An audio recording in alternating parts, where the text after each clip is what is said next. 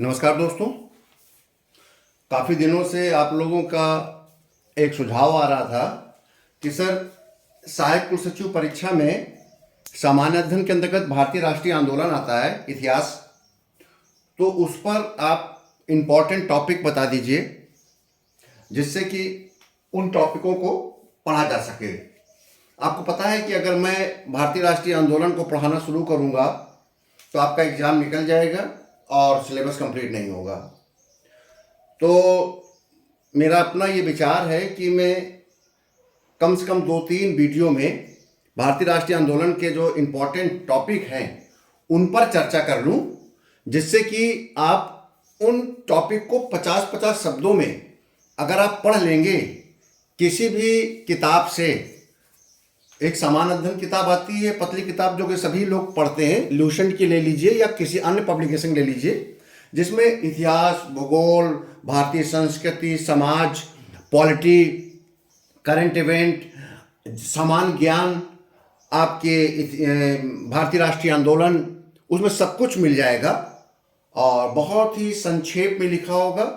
तो उस किताब को आप ले लीजिए और उस किताब को लेकर आप 50-50 वर्ड्स में, 20-25 वर्ड्स में हर एक घटना को क्रमवार याद कर लीजिए, पढ़ लीजिए। जब आप क्रमबद्ध तरीके से पढ़ेंगे तो आपको सीक्वेंस में भारतीय राष्ट्रीय आंदोलन याद रहेगा।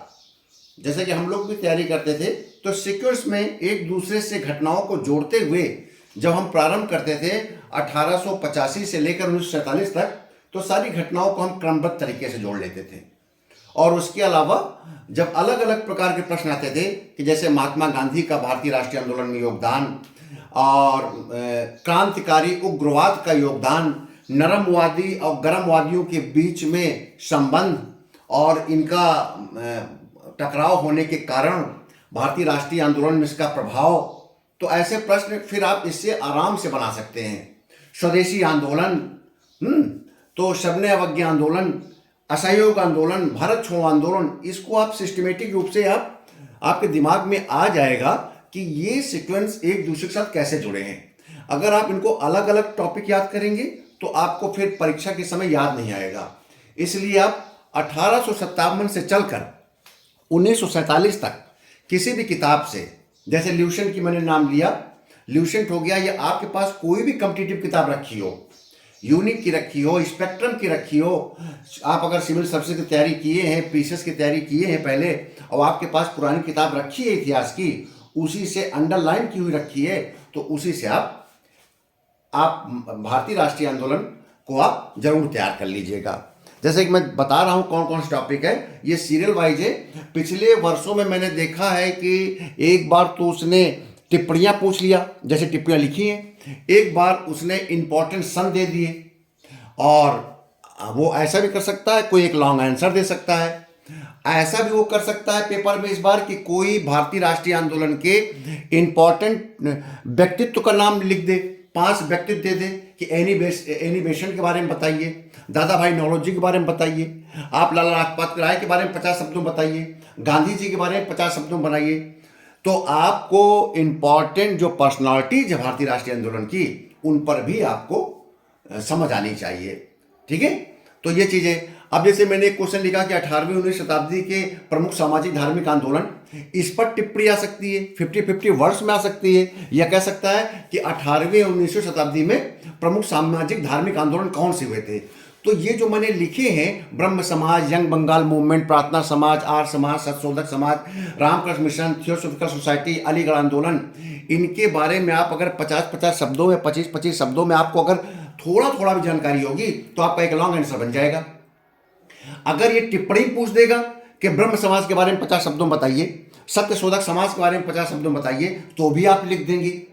तो आपको एक लॉन्ग प्रश्न इस रूप में लिखिए कि भारत में सामाजिक, सांस्कृतिक, धार्मिक पुनर्जागरण से आप क्या समझते हैं। ठीक है, यह पूछता है भारत में पुनर्जागरण के अग्रदूत कौन थे, तो आपको राजा राम मोहन राय को बोलते हैं, तो उनके बारे में आप विवरण देंगे और ब्रह्म समाज का वर्णन करेंगे और साथ साथ अन्य का करेंगे। तो देखिए, सबसे पहले आप स्क्रीन में देखिए महत्वपूर्ण घटनाओं के बारे में। मैंने ऊपर से लिया 1857 का प्रथम स्वतंत्रता संग्राम, यह प्रश्न आ चुका है और इसको मैंने विस्तार से आप मेरे पिछले वीडियो में जाएंगे, जब मैंने समान अध्ययन के प्रश्न पत्रों का विश्लेषण किया था तो मैंने आपको प्रथम स्वतंत्रता संग्राम के बारे में चर्चा की थी। तो ये प्रश्न आ चुका है, हो सकता है फिर से आ सके, क्योंकि जरूरी नहीं है कि जो पेपर सेट करने वाला लास्ट ईयर के पेपर देखेगा। अगर उसने पेपर नहीं देखा, केवल सिलेबस देखा, तो हो सकता है क्वेश्चन रिपीट कर दे, इसलिए आप इसको पढ़ लीजिएगा। 1878 vernacular press act, 1883 Ilbert bill, ये Lord Lytton vernacular press act लाया था, ये दमनकारी नीति थी, प्रेस पर अंकुश लगाया था, तो इसके बारे में पढ़ लीजिएगा, कभी कभी पूछ सकता है। 1885 भारतीय राष्ट्रीय कांग्रेस की स्थापना, बहुत इंपॉर्टेंट है। 1893 स्वामी विवेकानंद का शिकागो भाषण, हो सकता है स्वामी विवेकानंद पर टिप्पणी दे दे, तो आप उसके शिकागो भाषण पर पढ़ लीजिएगा। 1905 बंगाल विभाजन, यहाँ से स्वदेशी आंदोलन स्टार्ट हुआ था। 1911 में विभाजन रद्द हो गया था, इसके बीच में स्वदेशी आंदोलन बहुत तेजी से चला था। पहली बार विदेशी सामानों को बहिष्कार किया गया था, ठीक है। 1906 मुस्लिम लीग की स्थापना।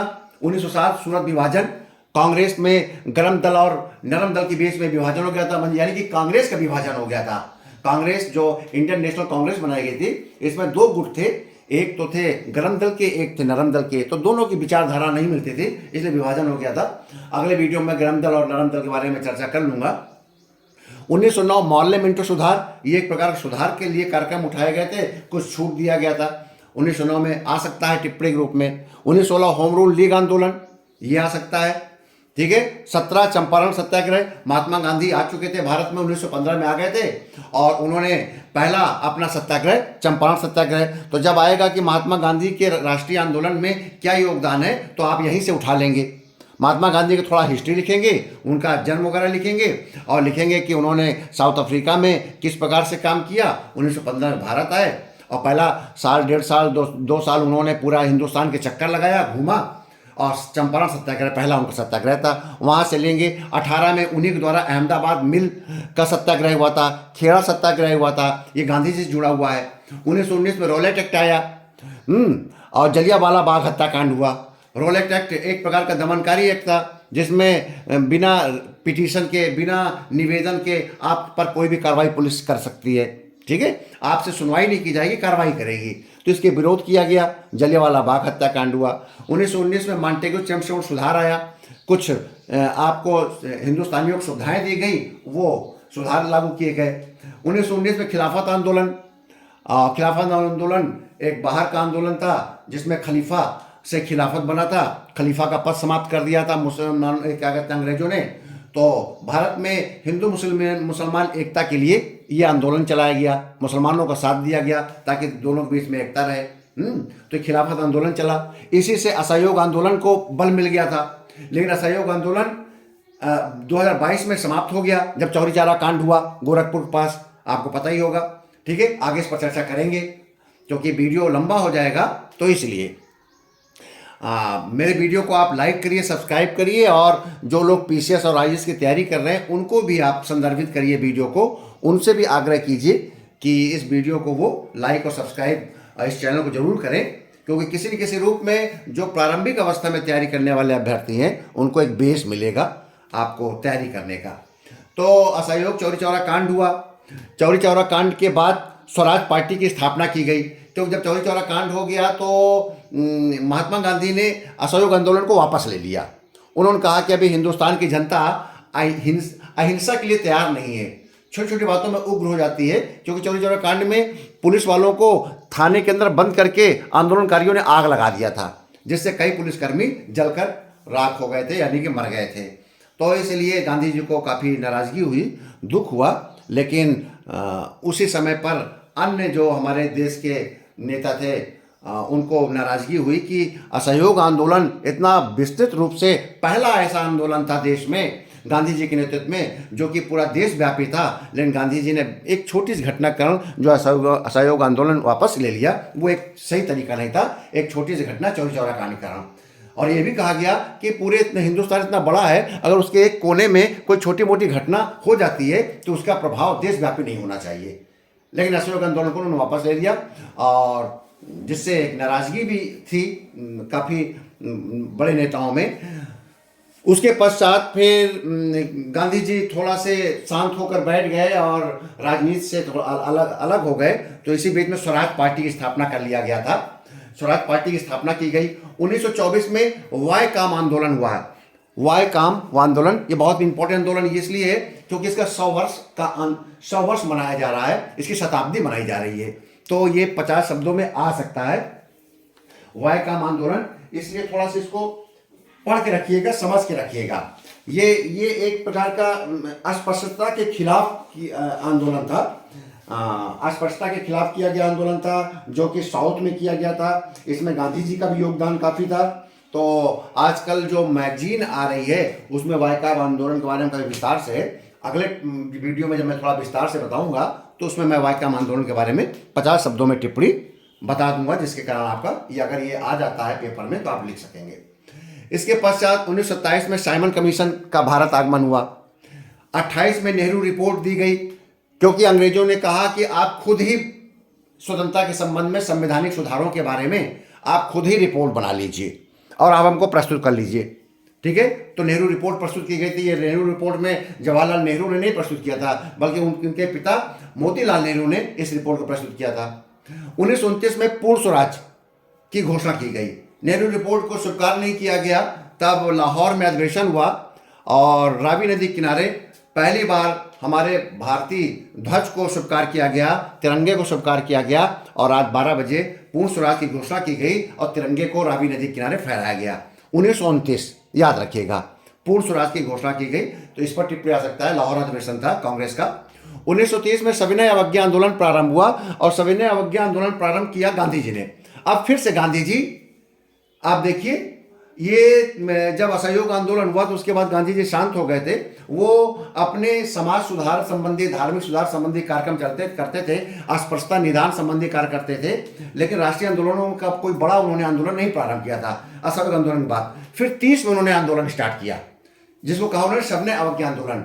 जब उन्होंने दांडी यात्रा किया नमक के विरोध में, उन्होंने कहा कि हिंदुस्तान 3 तरफ से समुद्र से घिरा हुआ है और यहाँ तो नमक बहुत आसानी से बनाया जाता है और नमक पर अगर हम टैक्स देंगे तो ये हमारे अधिकारों का हनन है, क्योंकि देश में इतनी गरीबी है और नमक तो सबके द्वारा प्रयोग किया जाता है। इसलिए उन्होंने इसके विरोध में दांडी यात्रा किया। इसको उन्होंने सविनय अवज्ञा, सविनय अवज्ञा मतलब है विनय के साथ, मतलब कि हम कोई विरोध नहीं करेंगे, हम पर कोई आक्रमण करेगा तो हम उसको सहर्ष स्वीकार करेंगे, हम उसका प्रतिरोध नहीं करेंगे, हम उस पर प्रतिबल नहीं करेंगे। अगर कोई हमको मारेगा तो हम उसको नहीं मारेंगे, हम वहीं पर बैठ जाएंगे। इस प्रकार का आंदोलन किया गया। ये एक प्रकार का तब किया गया जब देखिए आपका असहयोग आंदोलन में जब वापस लिया था चौरी चौरा कांड के द्वारा, कि ये कहा गया था कि नहीं, अभी हिंदुस्तान की जनता हिंसक है, अभी वो अहिंसक नहीं हुई है। तब जाकर सविनय अवज्ञा आंदोलन किया गया कि अब आप तैयार रहिएगा कि आपको कोई बल का प्रयोग नहीं करना है, चाहे पुलिस अंग्रेज हमारे ऊपर कितना भी आक्रमणकारी हो। और इस पर सफल भी रहे दांडी यात्रा के दौरान। तो ये सविनय अवज्ञा हुआ, इसके कारण हिल गई अंग्रेजों की सरकार और 1931 में गांधी इरविन समझौता किया गया।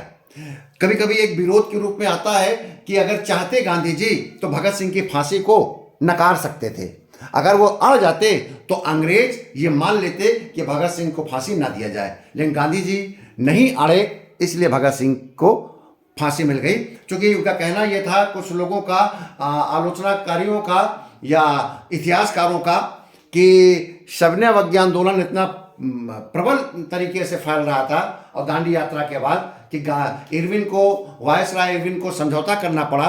और वैसे गांधी जी के बहुत से समझौतों को माना गया। जब हम गांधी इरविन समझौता पढ़ेंगे तो आप देखेंगे कि बहुत सी बातों को अंग्रेजों ने माना, बस एक बात नहीं माने थे, भगत सिंह की फांसी को। उन्होंने कहा था कि जो लोग राजनीतिक कैदी हैं उन सबको हम रिलीज कर देंगे, लेकिन जिन्होंने जघन्य कार्य किया है उनको हम नहीं माफ कर सकेंगे।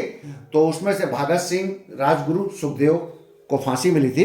तो आलोचनाकारी कहते हैं कि अगर गांधी जी इस पर ज़्यादा दबाव बनाते तो हो सकता था भगत सिंह को। ये तो भविष्य के, भूत के गर्त में है, क्या विषय रहा हो, आलोचना प्रत्यालोचना भारतीय राष्ट्रीय आंदोलन या किसी भी उसमें पहलू में चलते रहते हैं। और हमारे प्रश्न के उत्तर में भी हम दोनों पक्षों को प्रस्तुत करते हैं, तभी प्रश्न एक संतुलित प्रश्न बनता है। अगर सब कुछ एक पक्ष ही लिखेंगे और दूसरे पक्ष का क्वेश्चन लिखेंगे तो फिर आंसर जो होगा वो बैलेंस नहीं होगा, और जो एग्जामिनर होगा वह भी एक प्रकार के उसके दिमाग में जाएगा कि जो अभ्यर्थी है वो किसी एक तरफ झुका हुआ है, किसी एक विचारधारा की ओर झुका हुआ है। इसलिए हमारा उत्तर हमेशा बैलेंस होना चाहिए, दोनों विचारधाराओं का उल्लेख करते हुए हमको निष्कर्ष निकालना चाहिए, ठीक है ना। तो पूना पैक्ट, पूना पैक्ट यह भी ये हमारे गांधी जी और बाबा भीमराव अंबेडकर के बीच में हुआ था। ये जो पैक्ट था ये आपके विधानसभा में या जो निर्वाचन में आरक्षण के संबंध में था, और ये दोनों के बीच में पैक्ट किया गया था, समझौता हुआ था। इसको भी आप 50 वर्ष में पढ़िएगा। भारत सरकार अधिनियम 1935, ये सुधारवादी आंदोलन, ये सुधारवादी अधिनियम था, ये एक्ट बनाया गया था। जो आज हमारे देश में प्रोविंशियल ऑटोनॉमी मिली, राज्यों में चुनाव का जो कार्यक्रम हुआ वो इसी अधिनियम के द्वारा किया गया था। इसमें राज्यों में विधानसभाओं के चुनाव हुए थे और राज्यों में अलग अलग सरकारों का गठन हुआ था। तो प्रोविंशियल ऑटोनॉमी भारत सरकार अधिनियम द्वारा हुआ था। बहुत से सुधार दिए गए थे, कॉन्स्टिट्यूशनल रिफॉर्म था एक प्रकार से। अंग्रेजों ने भारतीयों को बहुत से अधिकार दिए थे। इसके बारे में आप 50 वर्ष 100 वर्ष में पढ़िएगा, ठीक है। क्रिप्स मिशन, भारत छोड़ो आंदोलन। क्रिप्स मिशन स्वतंत्रता के संबंध में विचार करने के लिए, संवैधानिक सुधारों पर विचार करने के लिए आया था। इसमें 3 सदस्यीय ये मिशन था, और इसके बाद ये भारत छोड़ो आंदोलन प्रारंभ हो गया था जब क्रिप्स मिशन असफल हो गया। तब भारत छोड़ो, क्योंकि इस क्रिप्स मिशन में भारत का कोई प्रतिनिधि नहीं था, तीनों के तीन अंग्रेज थे, ठीक है। तो यही पहला विरोध था कि ये भारत के बारे में क्या जानेंगे जब भारत का इसमें कोई प्रतिनिधि नहीं लिया गया है, ठीक है। उसके बाद भारत छोड़ो आंदोलन, भारत छोड़ो आंदोलन को आप विस्तार से पढ़िएगा, क्योंकि इसमें गांधी जी की भूमिका और गांधी जी अरेस्ट किए गए। उसके बाद देशव्यापी है इसका आंदोलन, कहाँ कहाँ किस प्रकार से फैला, बलिया फैला, सतारा फैला, ये कैसे कैसे फैलता गया, इसके बारे में आपको विस्तार से पढ़ना पड़ेगा। क्योंकि इसके पश्चात ही उल्टी गिनती शुरू हो गई थी अंग्रेजों की, और स्वतंत्रता की ओर हम आगे बढ़ने लगे थे। 1946 में कैबिनेट मिशन आया। कैबिनेट मिशन में भारत की स्वतंत्रता के उद्देश्य से आया था, और अंतिम सरकार का गठन हुआ था 1946 में। भारत में एक अंतिम सरकार गठन कर दी गई थी। 1947 में फिर माउंटबेटन योजना आया, लास्ट बिल्कुल से बना कर लाया कि अब भारत को स्वतंत्र करना है। वो पूरी योजना ब्रिटेन से लेकर आए और उन्होंने, और ये जो भारत माउंटबेटन योजना थी ये भारत स्वतंत्रता अधिनियम के रूप में सामने आई। तो ये टिप्पणियों को आप किसी भी, जो भी आपके पास भारतीय राष्ट्रीय आंदोलन की किताब हो, आप अगर पुराने अभ्यर्थी हैं, कंपटीशन तैयारी करते रहते हैं, तो आप सीरियल से पढ़ते चलिएगा और 50-50 वर्ड्स के बारे में नोट्स बना लीजिएगा। और उसके पश्चात ब्रह्म समाज, यंग बंगाल मूवमेंट, प्रार्थना समाज, आर्य Samaj, Satshodhak Samaj, Ramakrishna Mission, Theosophical Society, Aligarh आंदोलन, इनके बारे में, इनके कौन कौन इनके प्रवर्तक हैं, इनके बारे में, प्रवर्तकों के बारे में 50 शब्द में, और 50 शब्द में इस आंदोलन के बारे में आप पढ़िएगा, जिससे कि प्रवर्तक का नाम आ जाए, उसके बारे में पूछ ले तो लिख दें आप, और अगर उस आंदोलन के बारे में आ जाए तो आप लिख दें, ठीक है। तो मेरा ये भारतीय राष्ट्रीय आंदोलन का पार्ट 1 था। ये मत सोचिएगा कि ये पार्ट 1 और ये अंतिम पार्ट है, इसके और भी पार्ट मैं आपके सामने लगातार प्रस्तुत करूंगा। जब मैं संतुष्ट हो जाऊंगा कि आप लोग अब भारतीय राष्ट्रीय आंदोलन का कोई भी प्रश्न आएगा उसको आप सॉल्व कर लेंगे, तब मैं किसी अन्य टॉपिक पर जाऊंगा, ठीक है। आपको मेरा वीडियो पसंद आया हो तो इसको लाइक करिए, मेरे इस चैनल को सब्सक्राइब करिए। ये चैनल निःशुल्क है, आप लोगों की सेवा के लिए है, तो आप इसको अधिक से अधिक, ये आपकी जिम्मेदारी बनती है कि अधिक से अधिक आवश्यकतामंद लोगों तक ये मेरा वीडियो और मेरा चैनल पहुंच जाए। बहुत बहुत धन्यवाद।